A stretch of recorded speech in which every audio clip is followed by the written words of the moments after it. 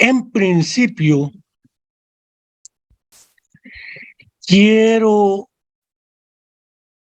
darles la bienvenida a otra ocasión más, otra semana más, ya prácticamente para cerrar el fatídico año 2022. Fatídico por muchas razones, entre ellos la persistencia en el tiempo, dijera el buen Salvador Dalí en un famoso cuadro con un reloj desvecijándose, del COVID, pandemia, epidemia, que dejó sus secuelas de mortalidad, entre otras, en la mayor parte del planeta. La violencia estructural que nos agobia en México y América Latina, que nos deja sus secuelas de muerte también, de desaparecidos, fosas clandestinas y más.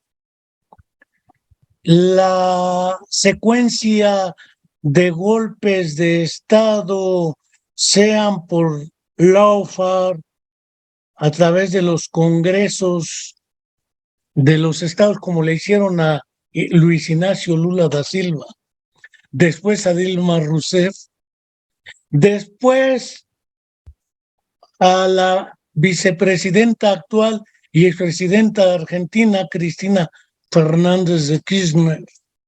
Antes, un golpe político, mediático y casi policíaco a Evo Morales.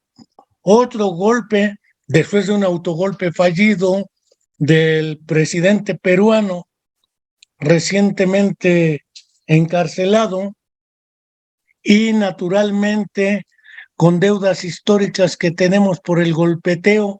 Antes eran los tapados, pero en México ya no hay tapados, hay corcholatas. Las corcholatas eran unas latas con corcho dentro para tapar botellas de cristal, por eso se llaman corcholatas.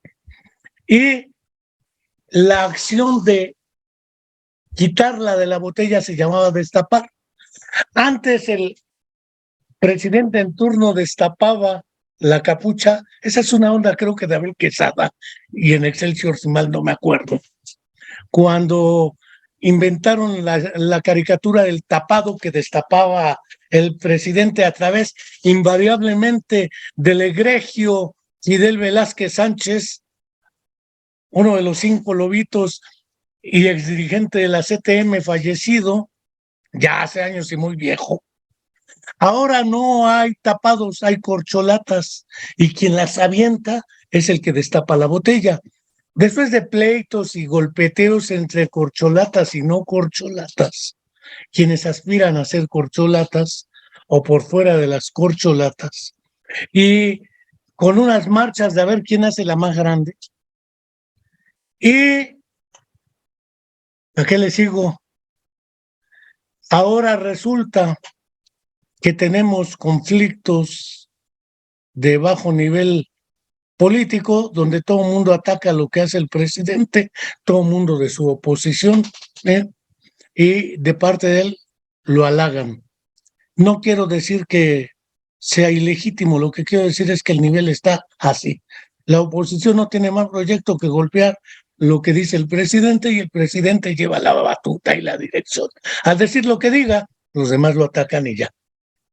El poder mediático, y tenemos pendiente la deuda histórica comprometida en campaña de entregarnos la verdad histórica, abatir la mentira histórica en su momento y presentar o los restos de los 43 jóvenes de la Escuela Normal Rural Raúl Isidro Burgos de Ayotzinapa en Tixla de Guerrero, que se dijo en el informe último del gobierno en turno que fueron ejecutados, pero no se entregan los restos, y se encarceló al que ya estaba cansado, exprocurador, Murillo Karam Jesús, que además de que ya se había cansado, él inventó, junto con otro equipo, la mentira histórica.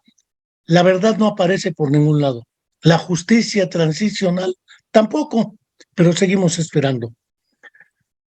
Seguimos esperando la presentación con vida de nuestra estudiante de la Facultad de Psicología, Viridiana Anaid, quien hace más de 8 años fue desaparecida en contra de su voluntad y su pareja sentimental asesinada en el lugar de los hechos. Como no hay nada, seguimos esperando la verdad y la justicia. Mientras tanto, le enviamos un fraterno saludo a Angélica Rodríguez Monroy, mamá de Viridiana Anaid, y empezaremos hoy el último programa de este año de la Comuna de la Palabra y Neuropsicología del Desarrollo para tambor batiente iniciar el mes de enero con 3 programas y un debate cara a cara. El primer programa será el martes, probablemente 10 de enero, 11 o 12, no me acuerdo, pero es un cara a cara entre el doctor Jesús Ramírez Bermúdez y su servidor a propósito de cuáles son los fundamentos teóricos, científicos, epistemológicos y metodológicos de la psiquiatría y la psicología en torno a los fenómenos llamados psicopatológicos o patopsicológicos, psiquiátricos, neuropsicológicos, etcétera. Posteriormente tendremos 2 programas, charlas con el psicólogo René Santoveña a propósito de uno de los psicólogos más claros de este siglo XX que pasó, fundado en el marxismo y perfectamente desconocido, Henri Vallon. ¿Cuál es su herencia y su legitimidad en la actualidad para la psicología? Porque no se habla de él en nuestras escuelas. Y tampoco he visto que en Europa, no sé si en Francia, en algunas naciones. El otro asunto es, tampoco se habla de él ni en educación, ni en psicología, ni en esta historia, el proyecto Langevin-Vallon, diseñado por el físico Paul Langevin y el psicólogo Henri Vallon, para reformar la educación desde preescolar hasta educación superior en Francia de posguerra, Segunda Mundial. Que el proyecto se inició, pero fue transformado posteriormente.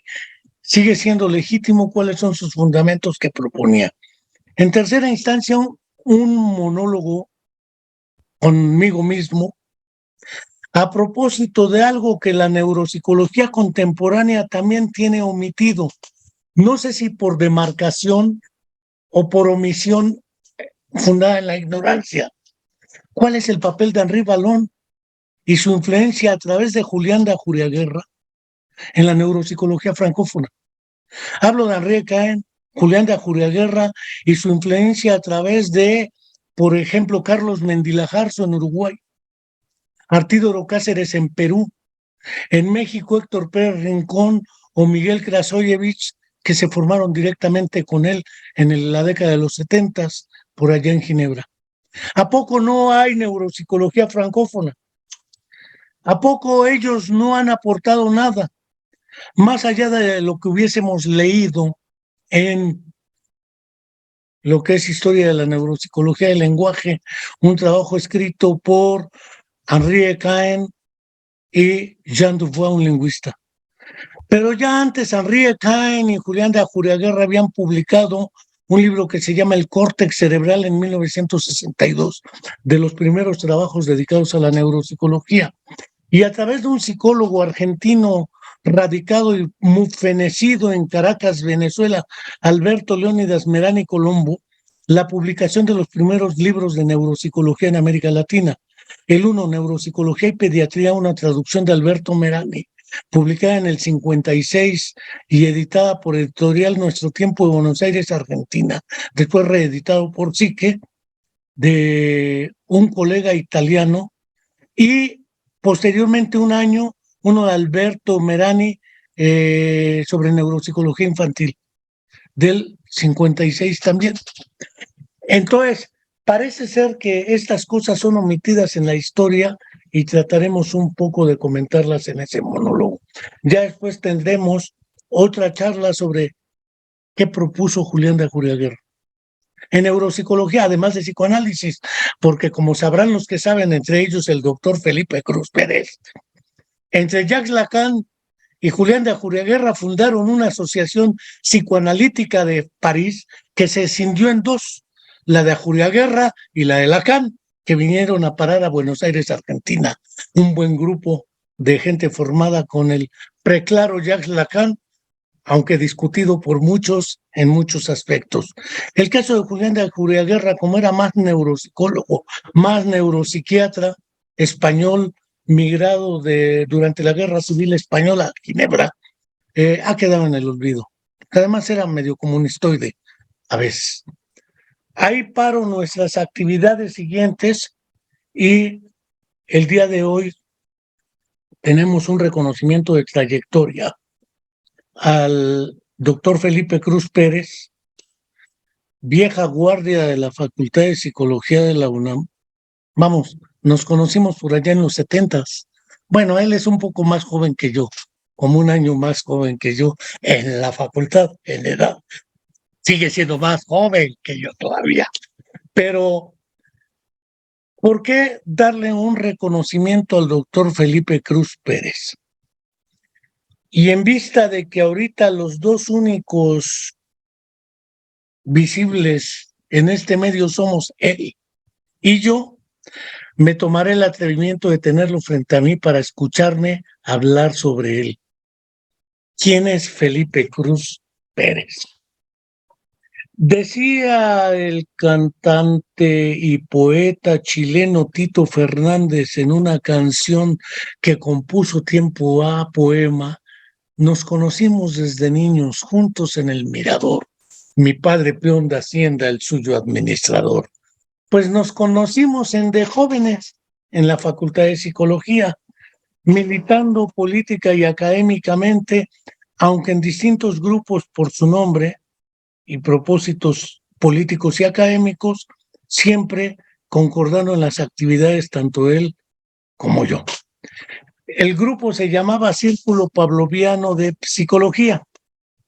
Si mi memoria no me falla, estaban un tal Dermar Borrales, que acabó en psicología laboral, si no estoy mal informado.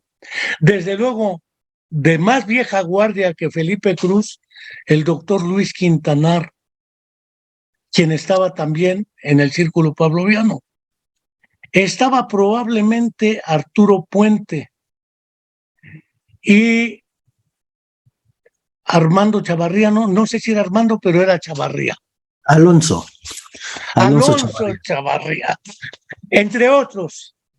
Había otros grupos políticos, pero quienes nos fuimos acercando, porque en esa época, y Felipe Cruz no me dejará mentir, en el plan de estudios de la carrera de psicología de la UNAM de ese periodo, no había una materia que se llamara neuropsicología. La única que había era psicobiología, si mi memoria no me falla, y psicofisiología. Bases biológicas de la conducta era en realidad, y le impartía un doctor Armando Nava Rivera, Carmen Ribeira, entre otros. Por esa época estaba Enriqueta Canseco ya trabajando cerca de acá, estaba Sergio Meneses y la doctora Feggy Ostrowski iba casi recién regresando de su doctorado en los USA, un poquito después. Es decir, no había formalmente o curricularmente dicho, no había nada que tuviera que ver con neuropsicología. Y sin embargo, y aquí recupero una tesis de antaño, aunque no muy vieja, la famosa escuela de Vygotsky, la famosa troika, que considero es un invento de los españoles, porque ni la troika era la troika, ni la furia roja de Vygotsky de sus 10 años fueron los 10, la tuberculosis no le dejó dedicarle los 10 a la psicología, y no había tal escuela de Vygotsky. Quizás sí había un seminario y un círculo de estudios y discusión entre ellos. Mutatis mutandis, de manera similar, el Círculo Pavloviano tenía sus círculos de estudio, y nosotros también. Y por esa época, si mi memoria no me traiciona, Felipe Cruz, activista asiduo a estas actividades académicas, mientras algunos años antes en Nuevo León estaba el otro círculo, el de los miércoles pavlovianos, con Eliseo Guajardo Ramos. Aparte de Eliseo Guajardo Ramos estaba Salvador Villarreal González, estaban algunos otros más, y ellos habían invitado primero a Emilia Ferreiro a sus conferencias y después al doctor Juan Enrique Ascuaga para el segundo aniversario. Pues el Círculo Pavloviano también organizó una serie de cursos, entre ellos uno con el doctor Juan Enrique Ascuaga, probablemente en enero de 1985. En agosto. En agosto del 85 al doctor Juan Enrique Ascuaga y después al doctor Alfredo Ardila. Sí. Debo decir también, antes de cederle la palabra al doctor Felcruz, que desde entonces el doctor Felcruz ya tenía un interés claro por estudiar dentro del enfoque que se conoció como la psicología soviética, que es otro de los grandes mitos, el de la unidad epistemológica de la psicología soviética. Por esa época considero que le interesaba algo de la historia de la psicología a través de un tal Mikhail Jaroszewski, y ya se acercaba a Lacan y a otras cosas, porque ha sido diverso el hombre de Felipe Cruz, y decide ir a Moscú, lo mismo que Luis Quintanar, lo mismo que algunos otros, a formarse y hacer un doctorado que no acabó siendo en historia de la psicología, acabó siendo más neuropsicología. Debo decir que, además del doctorado y de ser un políglota, porque medio lee y habla el alemán, indudablemente el ruso, el inglés, el portugués, el castellano y tal vez un poco de francés. No digo más, pero no es troglodita, sino políglota. Además de ello, el doctor Felipe Cruz Pérez, muchos se preguntarán, ¿pero dónde están sus publicaciones en revistas arbitradas? Las 4 Ps que todos siguen en la actualidad: puntos, perfiles, publicaciones, para mantener un status quo dentro de las instituciones de educación superior. Cuando se va, el regreso es algo complicado. Por esa época no se hablaba de autismo en México que no fuera a través del clima y de un doctor que trabajaba con el grupo Clima.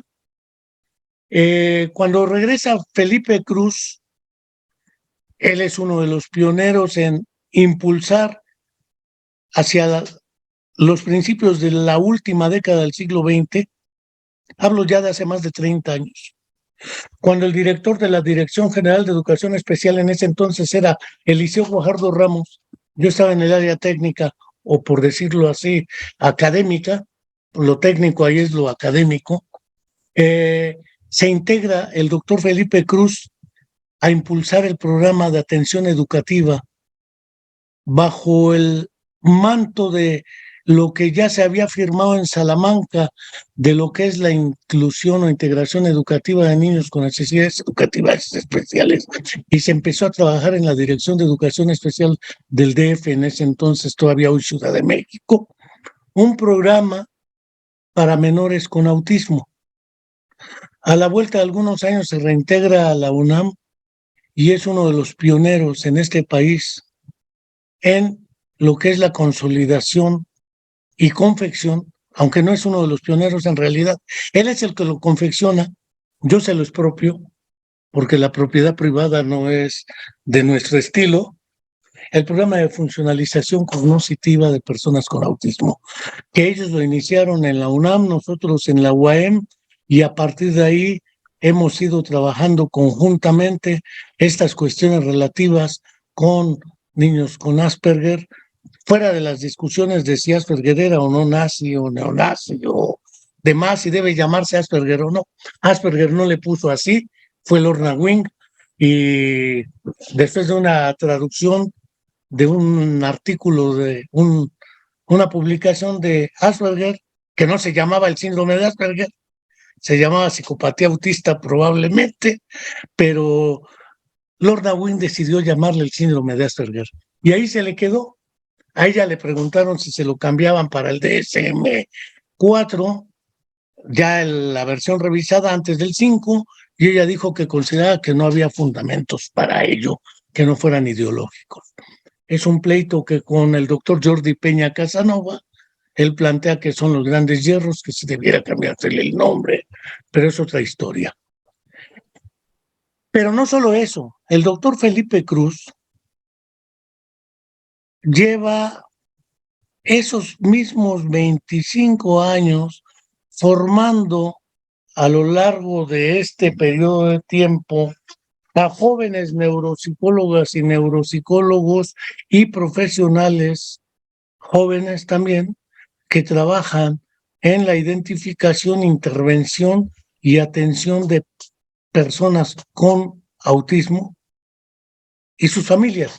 No es una visión centrada en la terapia, es una visión, voy a decirlo así, aunque él no lo ha dicho así, centrada en la familia y orientada o con base en la comunidad, que es otra lógica de intervención.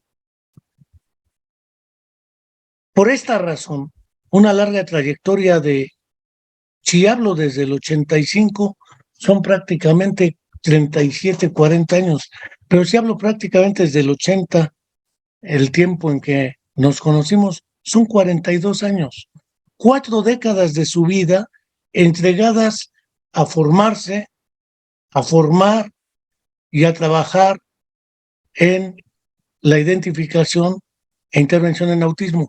Solamente voy a dar una referencia para ver la magnitud de ello. Hay un personaje monero que se llama Bernardo Fernández, alias Beth. Él públicamente lo ha dicho, tiene un libro publicado que se llama Habla María.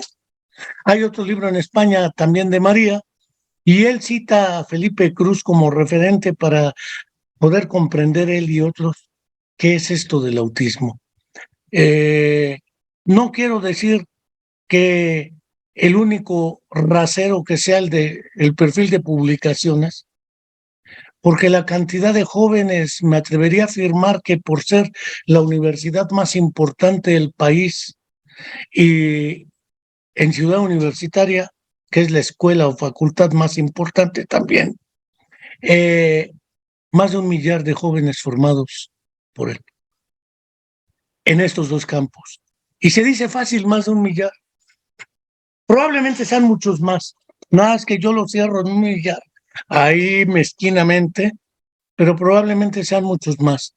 Y mejor que yo, ellos podrían dar fe, valga el testimonio de fe, no religiosa, sino de fedatarios, de la entrega a cambio de nada con la cual el doctor Felipe Cruz ha hecho esto.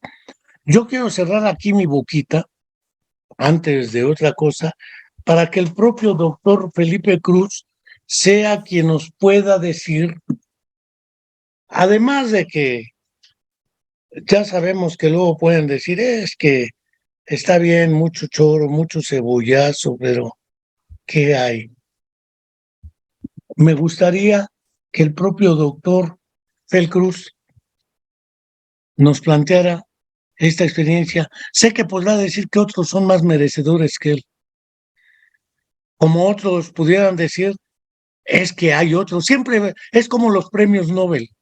Se lo dan al que dicen, ese no lo merecía, antes lo merecía Borges, por ejemplo, ¿sí? O antes que Octavio Paz lo merecía Carlos Fuentes.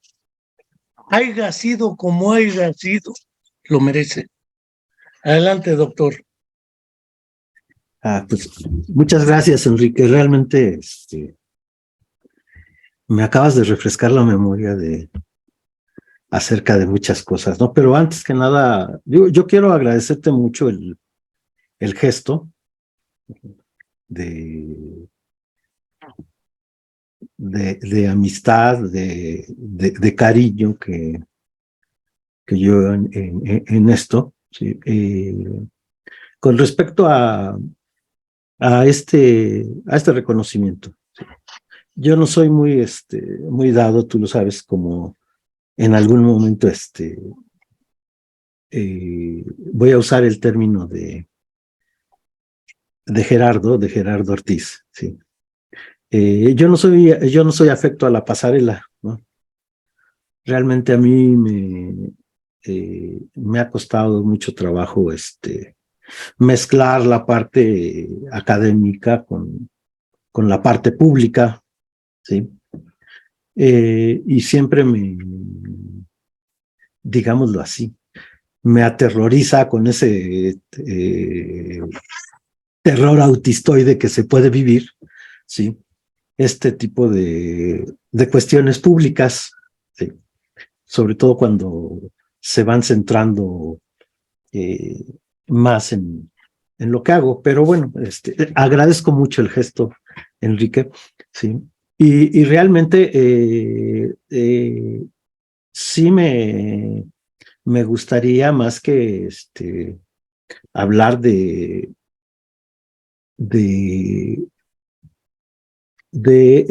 estas cuestiones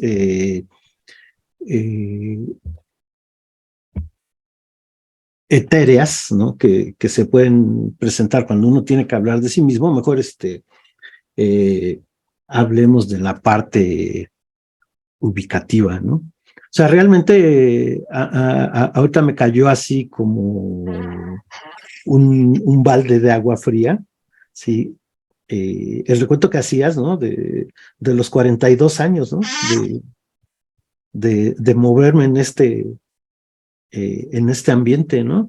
Realmente, quizás sean un poco más, ¿no? Porque yo quiero referir esto más o menos al año 79, en donde tuve la primera oportunidad de acceder al trabajo voluntario en el psiquiátrico infantil, en el Juan N. Navarro, ¿sí? Y realmente ahí es en donde creo que comienzan a surgir toda una serie de dudas muy definitorias, ¿no? Con respecto al tipo de casos que yo veía en ese momento desde mi ingenua lectura clínica, sí, que eran los casos con los que nadie quería trabajar, ¿no? Eran los casos que nadie quería, sí. Y entonces comienza a surgir la inquietud de, bueno, a ver, ¿y por dónde entrar? ¿Qué hacer? ¿No? Ya en ese momento yo andaba haciendo mis primeras definiciones en torno a esta cuestión psicológica y algo que me apasionó durante más de 20 años, tú lo sabes, fue el estudio del psicoanálisis lacaniano, sí. Y realmente pensar desde esa perspectiva en la situación y en la condición de estas personas que se encontraban ahí asiladas, porque era eso, era un asilo, sí, institucionalizado, público. El primer cuestionamiento fue, bueno, y desde esta perspectiva psicodinámica, psicoanalítica, ¿qué se hace por estas personas? ¿No? O sea, evidentemente, y eso marcó mucho mi exclusión de esos círculos, fue el hecho de contestarme, bueno, pues que realmente no se puede hacer nada desde aquí, ¿no? Con ellas, ¿no? Con esas personas, ¿no? Y entonces comienza la búsqueda, comienza el intento por complementar cosas, y ya en 1980-81, a partir de mi adherencia al trabajo clínico del doctor Roberto Flores Villasana, perdón, empezamos a tener un seminario, fue el primer seminario de psicopatología clínica que hicimos en los prados de la facultad, en donde ahora está la Virgen de Guadalupe. Ahí teníamos nuestro seminario que era los viernes y los domingos, ¿no? Entonces ahí fue muy importante porque ya era combinar Lacan, viendo a Karl Jaspers, a Hubert Tellenbach, a los psiquiatras psicopatólogos alemanes, ¿no? Y viene el descubrimiento, porque para mí sí fue un descubrimiento muy interesante, sí, de los trabajos de la Escuela de Frankfurt, ¿no? De Horkheimer, Adorno, sí, Marcuse, sí. Entonces, Fromm, que incluso, bueno, mi tesis, tú sabes que de licenciatura fue una crítica a la teoría de Fromm, ¿sí? Entonces, se va dando todo ese caldo de cultivo conceptual, ¿sí? Social, ¿sí? Que comienza a definir toda una serie de cuestiones, tanto prácticas como conceptuales, desde la perspectiva de toda la influencia que desde el principio tuvieron en nosotros, bueno, en mí, fundamentalmente los trabajos de Vygotsky, sí. Luria llega después de Vygotsky a mi vida, ¿no? Realmente, ¿no? Por eso yo siempre he coincidido contigo, sí, no por una exclusión epistémica, sino simplemente por una cuestión de temporalidad, sí, que la neuropsicología del desarrollo, desde la línea de la psicología del ámbito ruso, sí, es una neuropsicología vygotskiano-luriana, ¿no? Ya después la parte clínica, las afasias y todas estas historias sí son una línea más luriano-vygotskiana, ¿no? Pero desde la perspectiva del análisis del desarrollo matizado neuropsicológicamente, bueno, siempre ha sido una línea más vygotskiano-luriana, ¿no? Y entonces ahí es donde comenzamos a hacer esa construcción propositiva que nos fue llevando, por un lado, ya en el año 1900, finales del 81, 82, ¿sí? A pensar en toda una serie de dificultades que en ese momento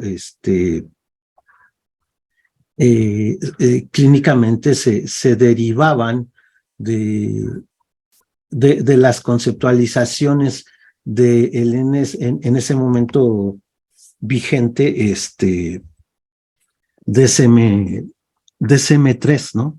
Que caracterizaba al autismo en una doble vertiente, ¿no? O sea, si bien lo recuperaban la idea tradicional del inicio de la infancia, sí, lo matizaban en dos polos, ¿no? Uno era el autismo infantil propiamente kaneriano y el otro era lo que ellos denominaban en ese momento el autismo atípico, ¿sí?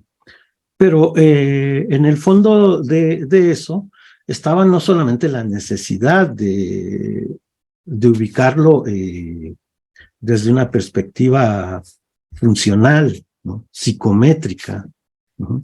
Sino también era importante revisar las caracterizaciones psicopatológicas que en mucho estaban ausentes en las discusiones de la época.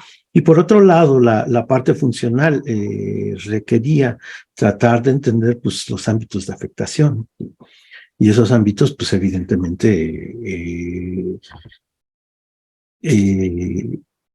se tenían que considerar desde una perspectiva neuropsicológico-funcional, porque no bastaba y nunca ha bastado solamente con establecer la etiqueta, en este caso de autismo, sino de entender, ¿sí?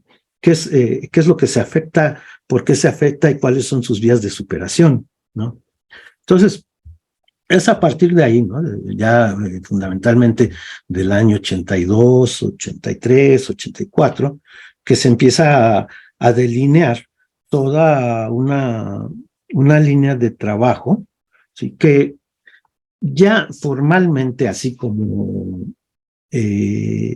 una línea establecida, incluso, digámoslo así, con sus limitaciones, institucional de trabajo en torno al autismo, ¿sí? Lo comenzamos a hacer en barrios populares, ¿no? Y quizá el lugar en donde más se hizo ese desarrollo fue allá por el rumbo de Tlatelolco, en la colonia Tlampa, ¿sí?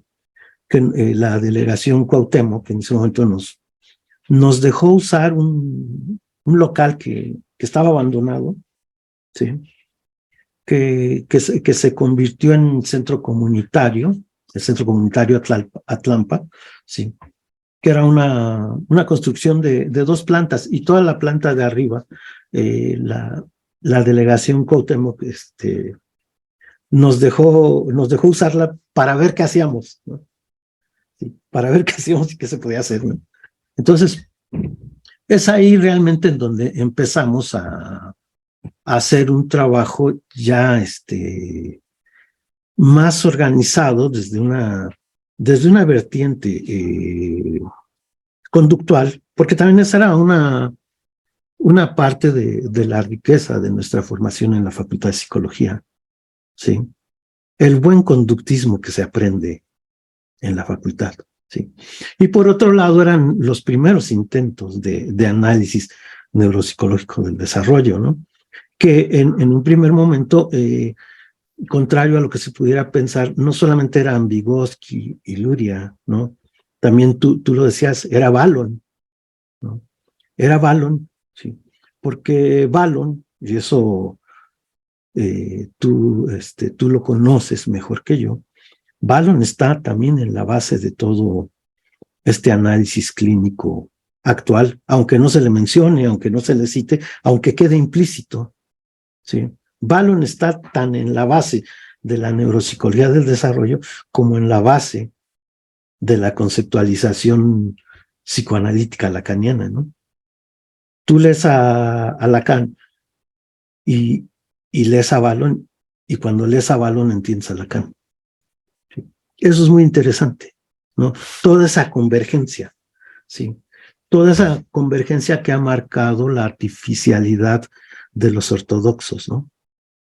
Sí, de los ortodoxos que muchas veces te dicen, bueno, yo soy neuropsicólogo y fuchi el psicoanálisis. Yo soy neuropsicólogo y fuchi el conductismo. Dices, no, aguanten, veamos las convergencias, veamos que todos estos desarrollos no vienen de la nada y no vienen por separado. Son toda una serie de interdeterminaciones conceptuales muy importantes, ¿sí? Que hay que analizar desde esto que tú reivindicas mucho, ¿no? No desde una perspectiva meramente técnica y metodológica, sino desde una perspectiva, como lo decía Fernando González Rey, desde una perspectiva epistemológica, ¿sí? Porque solo en la medida en que nosotros podamos acercarnos a nuestros distintos objetos de estudio con una serie de consideraciones epistemológicas, es que vamos entendiendo cómo se fue construyendo el conocimiento psicológico, ¿sí? Y hay algo que también uno termina entendiendo, ¿sí? Y es el hecho que dentro de ese gran conocimiento neuropsicológico, ¿sí?, la neuropsicología se consolida no como una ciencia independiente, porque no lo es, ¿sí? Se consolida como una subdisciplina de la psicología, ¿sí? Esto a mucha gente quizá le genere molestia conceptual, le genere ámpula, como decimos en el barrio, ¿sí? Pero la verdad, ¿no? O sea, en la medida en que empiezas a ver a la neuropsicología como una subdisciplina de la psicología, empiezas a abrir de otra manera sus espectros de aplicación. Porque, digo, no es un secreto que todavía vivimos, al menos en esta ciudad, ¿sí? Al menos en el lugar donde yo trabajo, todavía vivimos a la neuropsicología como una neuropsicología neurológica, ¿sí? Y hay que replantear, no solamente epistémicamente, sino metodológicamente, toda una serie de aspectos conceptuales para el abordaje que permitan, ¿sí?, cada vez más dotar de un matiz psicológico a esa neuropsicología, ¿no?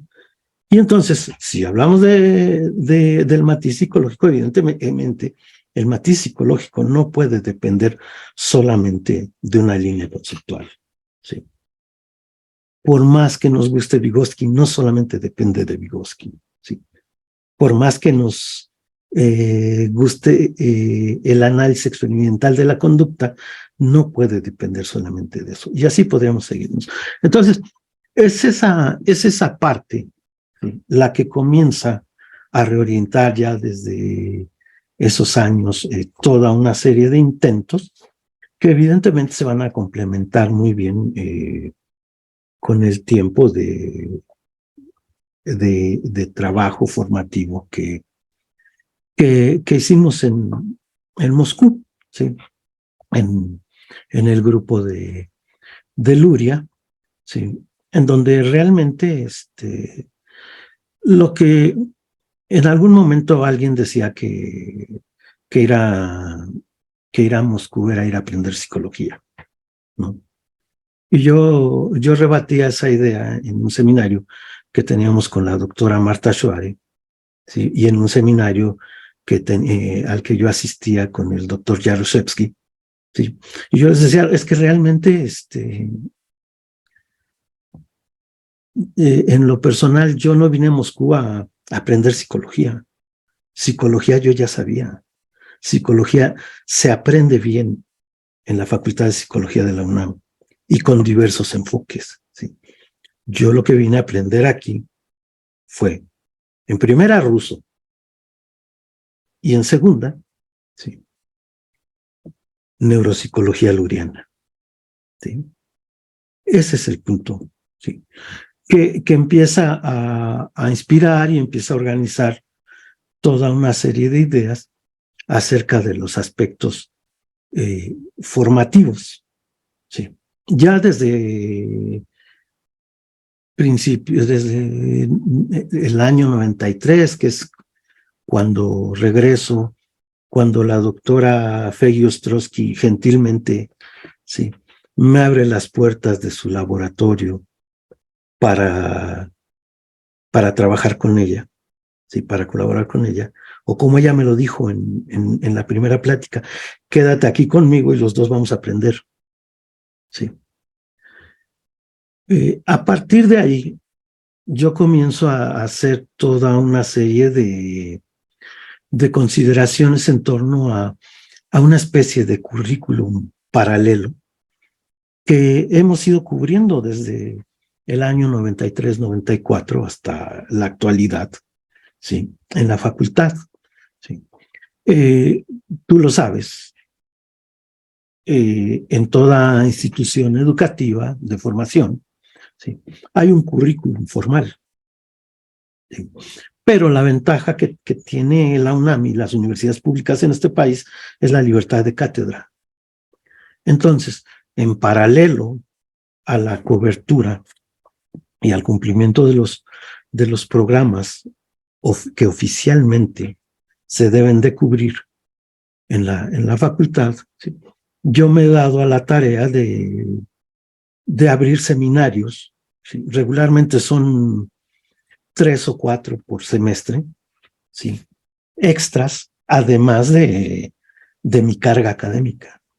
Y en esos seminarios lo que yo he intentado es ir profundizando en la formación de psicólogos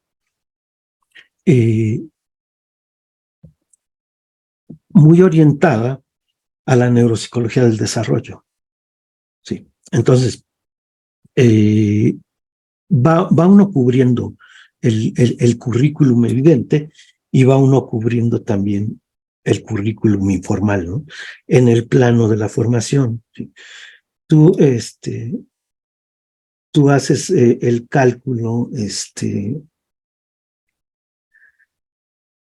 de más de 1000, yo no sé cuántos sean, ¿sí?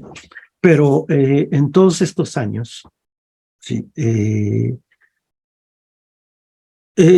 Ha habido una formación intensiva, no solamente con estudiantes de la facultad, con estudiantes de la UNAM que asisten de Zaragoza, de Iztacala, sí, sino también de otras universidades, ¿no? O sea, en algún momento se trabajó con estudiantes de la Universidad de Morelos, de la Universidad del Estado de México, con estudiantes de algunas universidades particulares también, ¿no? Que asisten y que te piden el chance de entrar a los seminarios y tú lo abres, ¿no? Entonces, realmente el punto fundamental aquí es el siguiente, ¿sí? Ese es el impacto que no se mide, ¿no? Tú lo decías, bueno, el impacto que se mide meritocráticamente es el de las 4 Ps. ¿Sí? Es importante también, ¿sí? Cubrir ese. ¿Sí? Pero hay otro impacto que no se mide, que es el impacto de la formación, ¿no? Y también el impacto de la contextualización, porque no nada más se puede decir que uno ha formado gente exitosa que se desenvuelve en los ámbitos de nuclearización profesional, ¿no? De alta gama y de baja gama, ¿no? Porque lo mismo pueden estar en Polanco que pueden estar en un barrio marginal de la Ciudad de México, ¿no? Sino también gente que tú lo sabes, ¿no? Que ha estado, bueno, que está, ¿no? En regiones de conflicto, en En la Chiapas, UPN, por ejemplo. sí, en Chihuahua, ¿no? En lugares en donde la gente ha podido y ha tenido que desarrollar su actividad clínica profesional, aún a pesar de las autoridades, de las amenazas y de los peligros que eso conlleva, ¿no? Entonces, quizá ese es el nivel de impacto que para mí es más importante y que ha sido más importante a lo largo de estos 30, casi 30 años que llevo ya en la nómina formal de la UNAM, sí, pero de estos ya 40 años, hace un año, durante la pandemia cumplimos 40 años con el grupo de ASPIS, ¿no? En el trabajo de calle, en el trabajo del patio de la facultad los sábados, ¿no? O sea, que ha sido un trabajo que si uno lo ve también desde la perspectiva que nos interesa a ti y a mí del activismo social, ¿sí? Es un trabajo de activismo y participación social autogestiva, ¿sí? De que no le implica ningún costo económico a las familias más que los pasajes, ¿sí? Que el año pasado cumplió 40 años, ¿no? Quizá mira, quizá en esto sí vaya yo a hacer un matiz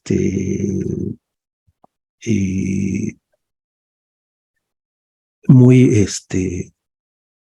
muy autocentrado, pero quizá sea de los programas autogestivos en el terreno de la psicología que más ha durado, al menos en lo que yo conozco, en Latinoamérica. ¿Sí? O sea, este año son 41 años. ¿Sí? Es un programa, ¿sí?, gratuito. Es un programa que en lo más que hemos podido, hemos evitado la improvisación. ¿Sí?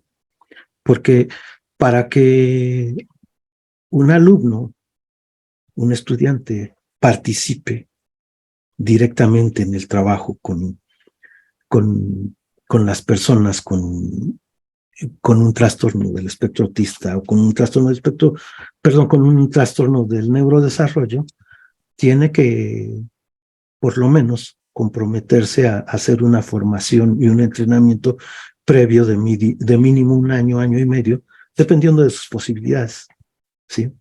Entonces, quizá esa es la parte más importante, ¿sí?, de todo esto. ¿Sí? La gran fortuna que yo he tenido, ¿sí?, es que el trabajar en la UNAM, el trabajar en la Facultad de Psicología, me ha permitido mantenerme, ¿sí?, en este trabajo, en este proyecto, y realmente, sabes, el premio o el reforzador, así como lo quieran llamar, sí, central de todo esto positivo. Sí, sí, sí, no aversivo, sí, ha sido fundamentalmente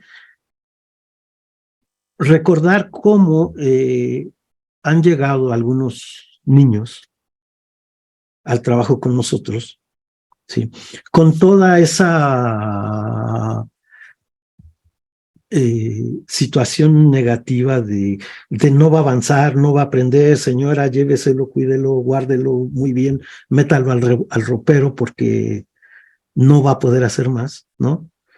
Y la satisfacción, porque es una gran satisfacción de ver cómo se tomaron esos casos, cómo se empezó a trabajar a lo largo de 20, 25, 30 años, ¿sí? Y ver cómo muchas de esas personas se desenvolvieron, ¿sí?, de modo independiente, pero no autónomo. Sí, esa es la desfortuna de los trastornos del espectro autista. Pueden ser independientes, pero pocas veces son autónomos en el sentido social. ¿Sí? Ver cómo se desenvuelven en oficios, en actividades, ver cómo se han desenvuelto muchos de ellos, ¿sí?, en estudios superiores, tú lo sabes, en posgrados, en trabajos como investigadores, ¿sí?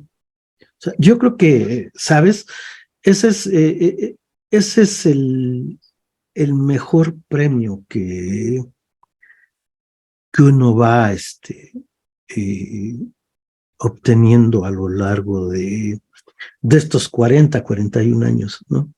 O sea, y la satisfacción es ver que realmente yo le he platicado a mucha gente. Yo la primera vez que me senté frente a un autista, no supe qué hacer, ¿no? No supe qué hacer y cuando se fue me puse a llorar con mi compa con el que trabajaba, ¿no? Porque, güey, pues, ¿qué vamos a hacer con esto, no? ¿No? Y de ahí ver cómo después de 42 años, mejoraron las condiciones para todos, ¿no? No más para ellos, para mí también, ¿no? Creo que es la parte más satisfactoria de todo esto, ¿no? Y la otra parte satisfactoria es ver cómo en la medida en que transcurre el tiempo, uno va encontrando más interlocución, ¿no? Porque tú lo decías al principio, pues al principio éramos de los que estábamos interesados en esto, pues éramos dos, éramos tú y yo, ¿no? Éramos Luis, como San Simón del Luis desierto Quintanar, de Luis que nos Buñuel. acompañó en esos años, pues Luis Quintanar él estaba también muy definido en su línea de trabajo, ¿no? teníamos una convergencia, un aprecio que sigue habiendo, sí, a pesar de las distancias y los tiempos, sí. Pero pues realmente, mira, 42 años después, estamos en esto, ¿no?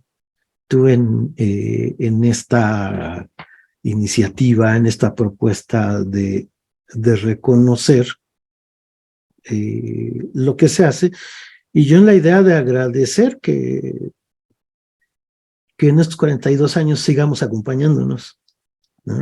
Mira, hace 8 días, Javier Galarza, que también son como 40 años en Sí, el norte, sí.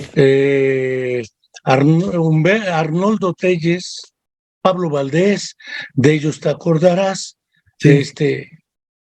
Arturo Puente, Uh-huh. el mismo Cardona, que se Sí. fue al norte, no recuerdo más, el propio Sergio Meneses, Enriqueta Canseco y probablemente el doctor desaparecido y del cual se dicen muchas y muchas cosas, pues ya no está. Sí, ¿Sí? sí, claro. Serafín Mercado, que Serafín siempre, Mercado, que que siempre siempre fue el que nos nos dio impulsó. Sí.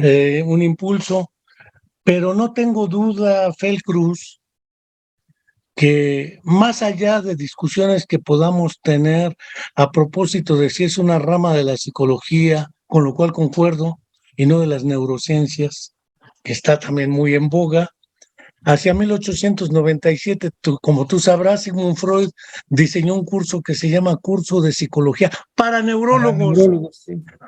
Siglo y años después se dan cursos de neurología para psicólogos. Sí. Creo que el orden de los factores sí altera el producto. En Rusia en 1923, 24, 25 se llamaban congresos de psiconeurología. Sí. El orden de los factores sí altera el producto. Y los trabajos de Bluma, Wolfoff, Naseigarnik eran de patopsicología, no de psicopatología. El Sí, orden de los factores sí altera el producto. sí, y fíjate, hay algo que es muy importante, ¿no? No solamente el orden de los factores, ¿no? Porque sí, tienes razón, no es lo mismo hablar de psicopatología que de patopsicología, ¿sí? Pero también sabes que ha afectado mucho la omisión, ¿sí? La omisión porque un problema que tenemos, ¿sí? Más allá de las fronteras rusas, ¿sí? Y no solamente es la invasión a Ucrania, ¿sí? Es el hecho de que cuando se habla de la neuropsicología luriana, se habla de un ente monolítico muy acotado. Los bloques y párale Sí, de contar. ajá. Sí, y fíjate que es interesante porque ahorita que mencionas tú la patopsicología, ¿sí? En Rusia, hasta al menos, ¿sí? Hace 20 años, la enseñanza de la neuropsicología no se apartaba de la patopsicología. Incluso la cátedra en la que trabajaba Luria y su grupo era la cátedra de neuropsicología y patopsicología, ¿sí? Y de este lado del mundo se ha pensado que o eres neuropsicólogo o eres patopsicólogo, ¿sí? Y sabes, el precio de ese error o de esa omisión, ¿sí? En la recuperación de esos antecedentes se refleja en muchas insuficiencias en el abordaje clínico de la condición de los pacientes que se tratan desde la neuropsicología, ¿sí? Por eso es que a mí se me hace muy atinado, ¿sí? Y merece un reconocimiento esta reivindicación que hace en tiempos recientes el doctor Jordi Peña, en el sentido, ¿sí? De recuperar toda una serie de componentes clínicos semiológicos al momento de plantearnos el abordaje neuropsicológico de las casuísticas de los pacientes, ¿no? Esto es Hemos algo. olvidado la semiología. Sí, Recuerdo de Fustinoni, semiología del sistema nervioso, porque ese era el problema, la semiología. sí, sí. Entonces, ese es un punto muy importante, sí, que realmente esa dislocación conceptual, así como el mito de la Troya, sí, sí, porque es un mito, es un invento, la troika, sí, que sirvió para construir discursos bonitos de este lado del mundo, sí, pero también facilitó que se omitieran cosas, ¿no? Así ha pasado con la patopsicología, ¿sí? La patopsicología implica un estudio no solamente de los aspectos psicopatológicos y de alteración funcional, como la estudiamos de este lado del mundo, sino también, ¿sabes qué? Requiere algo que muy pocas veces se analiza, ¿sí? No solamente como propuesta de formación de nuevos neuropsicólogos, sino de implementación, ¿sí? Y es el hecho de el análisis de cómo los aspectos de la actividad mental de las personas se van diluyendo a lo largo de su desarrollo. Desde una perspectiva clinicista de la neuropsicología en nuestro país, hablemos de nuestro país para no meternos en problemas, ¿sí? Se piensa que todo es, sí, o por demenciación, o por traumatismo cráneoencefálico, o por un accidente vascular. Sí, solamente así se analiza la pérdida. Sí. Pero hay algo muy importante que nos enseña muy bien la neuropsicología del desarrollo desde una perspectiva vygotsquiana baloniana, si pudiéramos decirlo así, ¿sí? Y es el hecho de que hay aspectos funcionales que se van diluyendo, ¿sí? Hay aspectos funcionales que al diluirse modifican sistémica y dinámicamente, ¿sí?, toda la manifestación de la actividad psicológica, ¿sí? Y esa parte se analiza poco. ¿Por qué? Porque esa parte no es susceptible de ser analizada desde la perspectiva psicometrista, ¿sí? Y tan psicométrico es el WISE como psicométrica puede ser cualquier prueba neuropsicológica que solamente se ocupa de establecer un perfil, ¿sí? Es importante, sí, establecer los perfiles psicométricos, pero también es importante hacer un análisis cualificante de cómo se va dando el dinamismo de afectación, ¿sí? Pareciera ser que en la clínica en nuestro país lo importante es llegar al primer paso, y el primer paso siempre es establecer un perfil de rendimiento psicométrico, ¿sí? Más allá de eso, se profundiza poco. No está en el ADN del psicólogo en nuestro país, ¿sí?, plantearse dudas y cuestionamientos acerca de las manifestaciones objetivas que se plasman en los perfiles de rendimiento, ¿sí? Y el perfil de rendimiento es un gran recurso, ¿sí?, para comenzar realmente a profundizar en el análisis neuropsicológico. Y muchas veces lo dejamos así como en primera base, ¿no? Quizá vale aunque no es el objeto de esta charla, en otro momento recuperar 3 categorías: desarrollo y disolución, que las manejaba Zeigarnik y Bratus, por ejemplo, Sí. y retrogénesis, que Sí. es un concepto que Julián de Guerra propone para enfrentarse al de regresión y al de demenciación.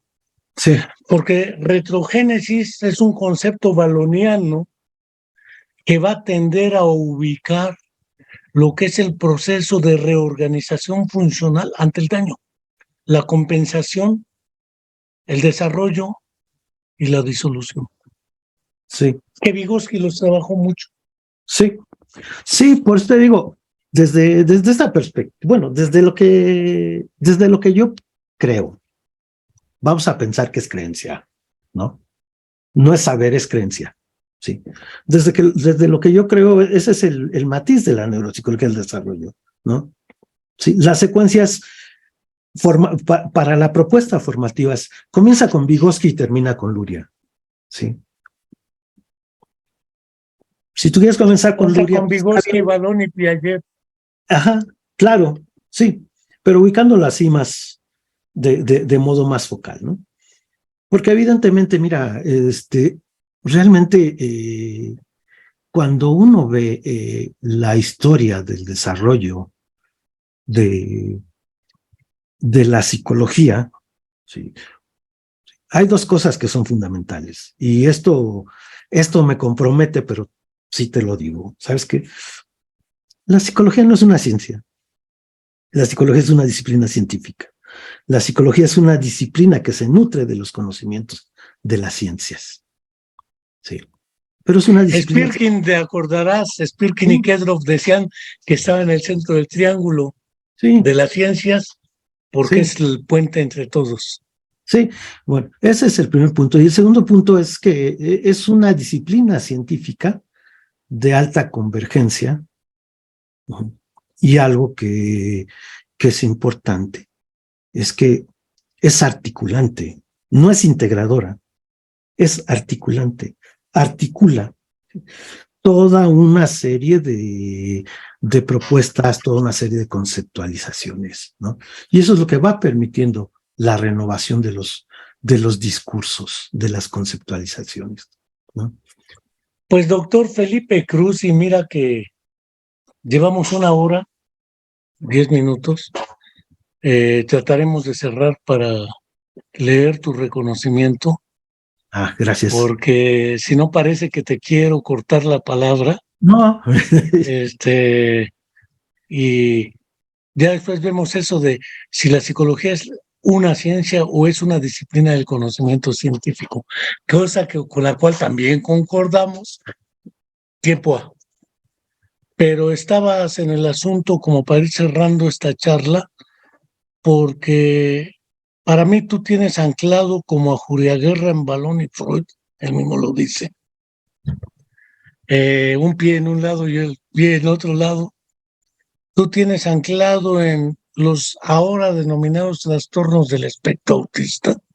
Ya hubo un tiempo en que discutimos esa idea de espectro, disparó epidemiológicamente los diagnósticos, ahora parece ser que hay epidemia de autismo, pero tienes un pie en el autismo cuando, como San Simón del Desierto, gritábamos en el desierto unos cuantos, y el otro pie en la neuropsicología, aunque tus antecedentes son bien psicopatológicos, así planteados en Escuela de Frankfurt, en el mismo Lacan y otras vertientes. Jaspers. Historia.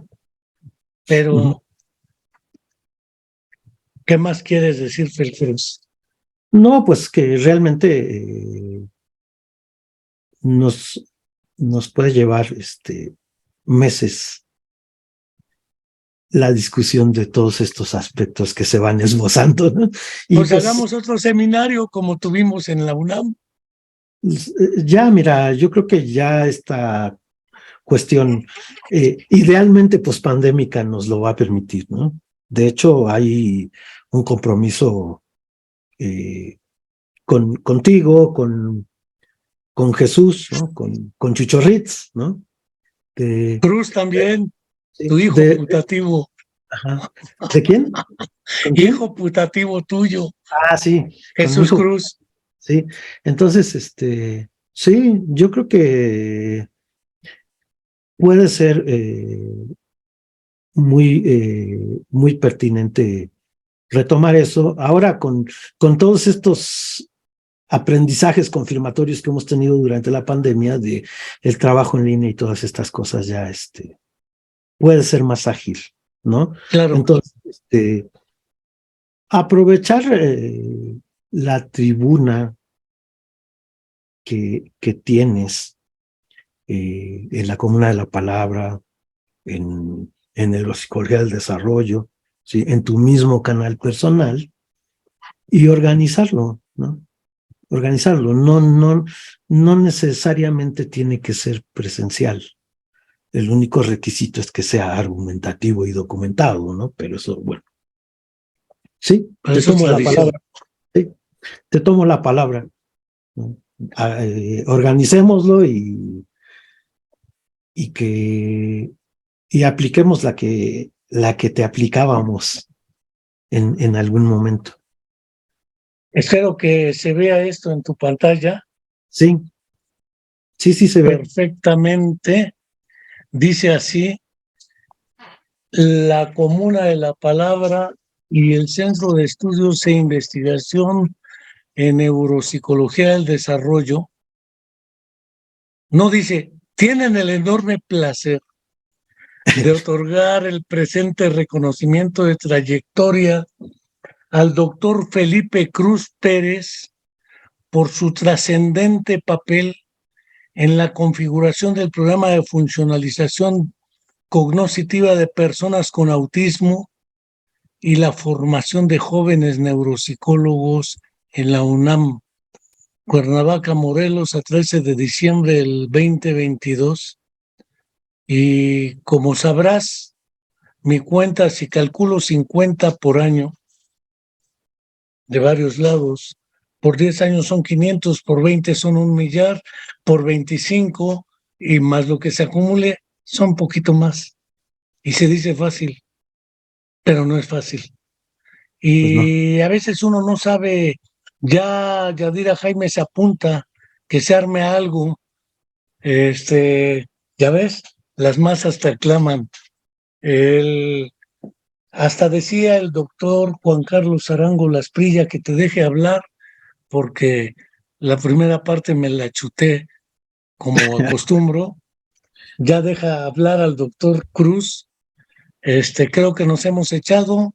Te hago llegar este reconocimiento y ya tendremos oportunidad de seguir estas charlas y tener un seminario. Sale, listo. Muchas gracias, Enrique. Y Pues al pues, contrario, muchas gracias a todos nuestros seguidores. Como decía, ya es nuestro último programa del año. Lo demás serán lascas, poesía y más. Y de regreso a tambor batiente en el mes de enero. Hasta la próxima y seguiremos. gracias, Enrique. A ti.